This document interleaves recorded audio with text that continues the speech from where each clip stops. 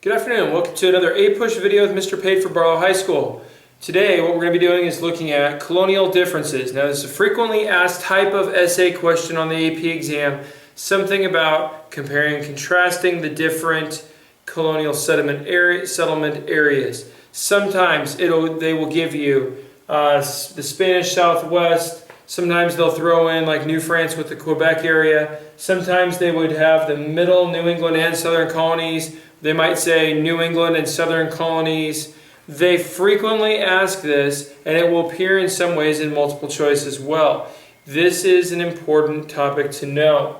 Okay, let's go ahead and get started. The essential question we're operating with today is compare and contrast the different North American colonies of France, Spain, and Great Britain.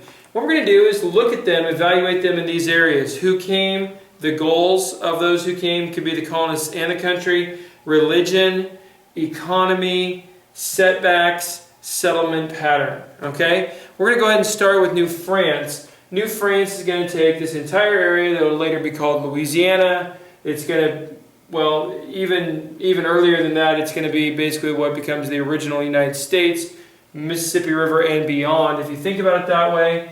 But the area we're going to be focused on is early settlement, where they really have people living there. And it's going to be in the Quebec area. Montreal and Quebec City itself are going to be the lead cities developed.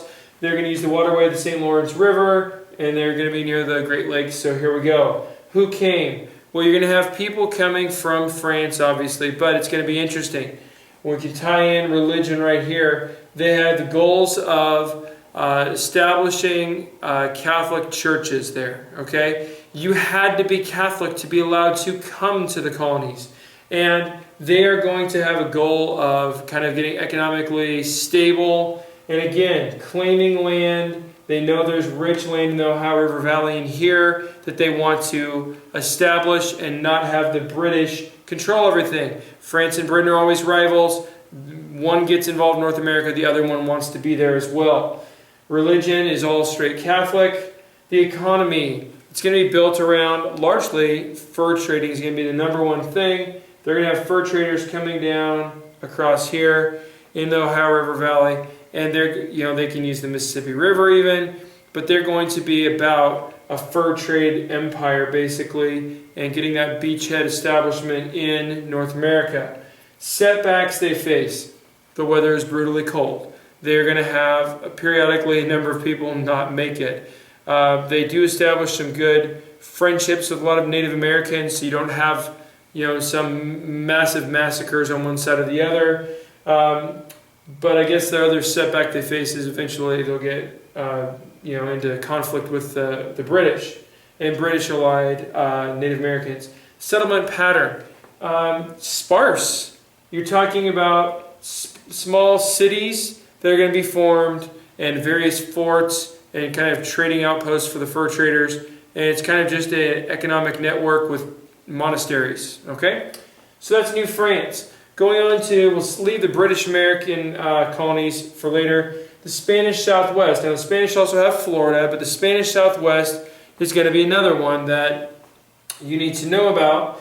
And the people who come both to Florida and to the Spanish Southwest, you're going to have military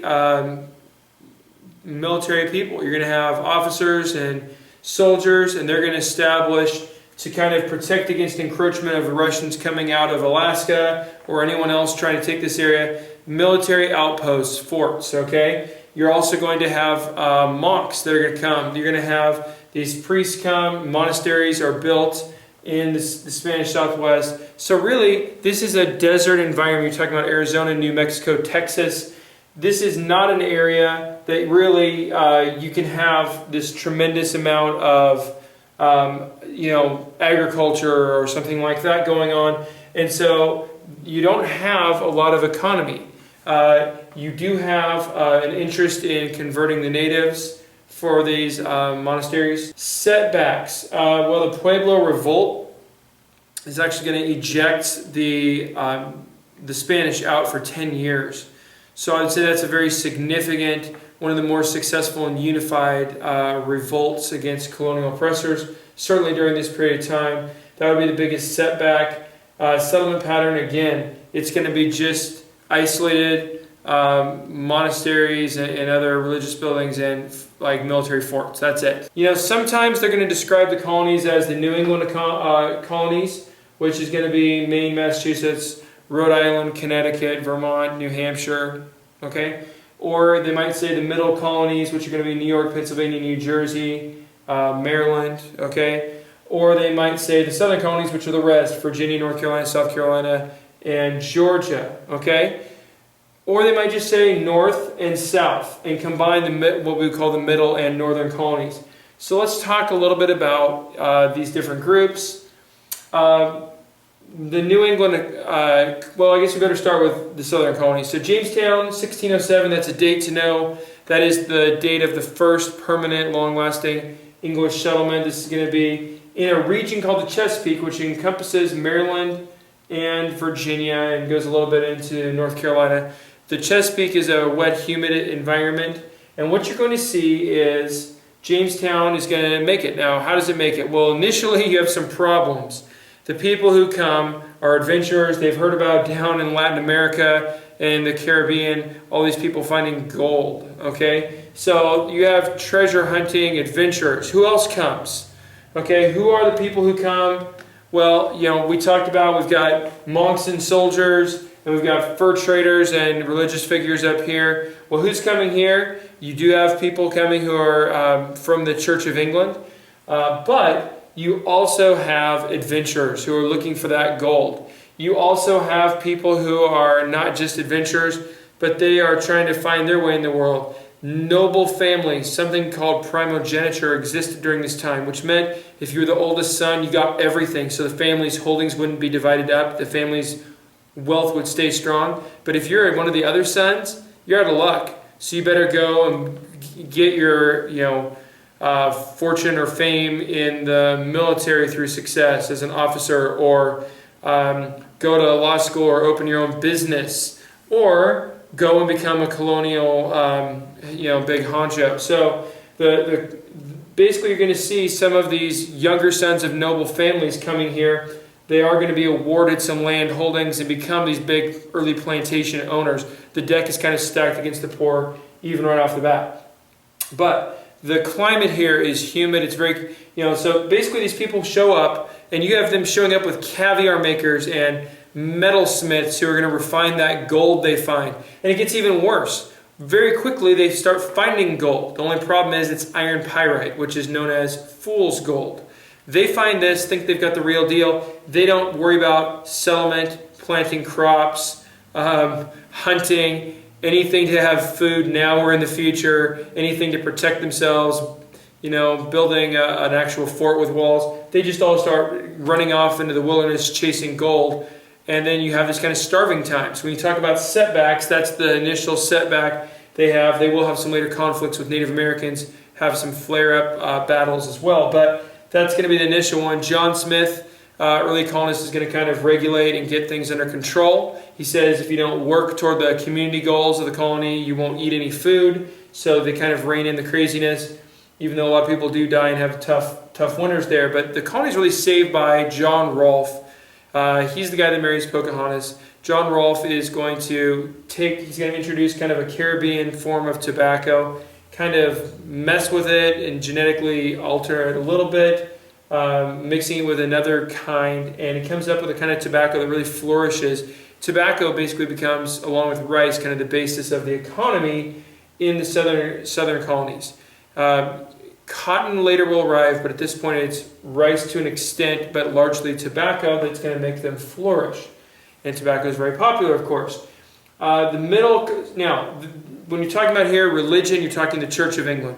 You really don't have a lot of these dissident churches that are going to develop down here in the southern part. So who is there? You have young men. You have royal colonies, okay? Or joint stock operations where people are establishing them to try and make money as a corporation. Okay, these colonies are about profit. They are the Church of England, and they are going to be under more strict and direct royal control. These are the southern colonies. Okay, I think that's, settlement patterns. I knew I was living on something. Settlement patterns. You're going to have very small communities that form along the coastline, but largely what you're going to have is people staking out plantation, large amounts of land very quickly, and spreading out. And they're going to do this along waterways, because what you're going to see is that you have in the Chesapeake area all these water inlets that are there. And when that happens, people can move further away, have larger tracts of land, and use the waterway to float out their crops to be sold. Large-scale cities don't develop, okay? Middle colonies. Middle colonies, you're going to have a bunch of people who are not members of the Church of England, kind of religious dissidents in some ways. New York, of course, is founded by the Dutch. You have Pennsylvania is founded by Quakers, and you have Maryland is founded by the Catholics, by a Catholic. And these are designed to be religious havens. There are a lot of different religious ideas that are not exactly following basically what the king would say, or the queen, that we're going to be a Protestant country, the Church of England, and the leader is basically the head of the church, like a pope. So these groups are all like people with noble connections who are different religions. The economy is going to be mixed. There's still going to be some farming because your climate's a little bit lower, a little more southern, and it's going to be conducive to that. But you're also going to see harvesting of other goods as well, such as lumber, okay? When you get up to the New England colonies are all going to be basically founded by Puritans and other religious separatists who they come to escape religious persecution, but they also, instead of just creating a haven, because you have, in these middle colonies, you have the Toleration Act formed by Maryland, by Lord Baltimore, and you have basically a somewhat diverse economy with a very significant interest in protecting religious dissidents. Some of these are still royal colonies, though, okay? Even though they're not as strong with the Church of England. And their settlement pattern, they'll start to have more towns, okay? They're not going to be as rural-based and just purely agrarian. But when we get to the New England colonies, the Puritans are the dominant force to know. The Pilgrims, also known as the Separatists, and other groups are going to come there as well. Their goal is to establish what John Winthrop calls a city on a hill. They want to make an example community of Christians who are living the way God wants them to live and the way that they're not allowed to in Britain. So they come. Totally different settlement pattern from the South. This is one of those great contrast areas. Everyone's going to be packed in tight into a city, okay? Or, well, I guess you would call it a town initially. And then radiating out from that, they'll have tracts of farmland, trying to make it pretty equal for everybody. Everybody's close to town. No one's far, far away. Everybody's in it together. The center of town would have the school and the church and the government building as kind of the central things.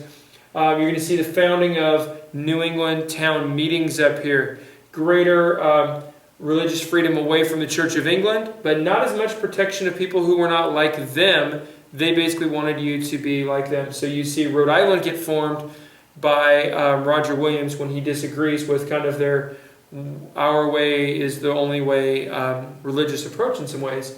And you have more toleration here in the middle. So you have towns develop. The farmland is rocky and it's much colder with the climate. So what you're going to see is New England is going to have a diversified economy with fishing. They're going to harvest lumber. They're going to do whaling for whale oil. All kinds of different things, but it's very diverse. They'll establish merchants as time goes on and be involved in shipping and trade. And eventually, they'll get to a point where they have even the molasses rum production going on up there. Eventually, as the Puritans move on a few generations, you have something called the halfway covenant that sometimes appears on the test, or at least is a good thing to know, which is instead of having to have had this conversion experience yourself, people could belong to the church. They call it like a halfway covenant with God, where you could still be a church member even if you hadn't had this like religious rebirth experience, but you said you believed. So the Puritans established towns and some early modes of democracy, and their settlement pattern is town and road based, and larger cities will develop there early on and for the future. Setbacks, they're going to have some fights with Native Americans. Religion is Protestant, but not Church of England. Their economy is diversified. Their goals were to establish a great religious community of Christianity. So I think we've got all of that. In terms of like things that are democratic foundations that are put into place, you have the head right system, where everyone who came to Jamestown from England, they would be given 50 acres of land to get started. And then if they brought indentured servants, they would get, or other members of their family, they could get additional acres for them. They also are going to establish the Virginia House of Burgesses, an early colonial legislature with some democracy that it introduces. You have religious toleration. It's going to be a big theme in the middle colonies and New England. You have the town meetings and kind of local government participation, as well as a colonial legislature that develops. That's all the time we have for today. Stay classy, San Barlow.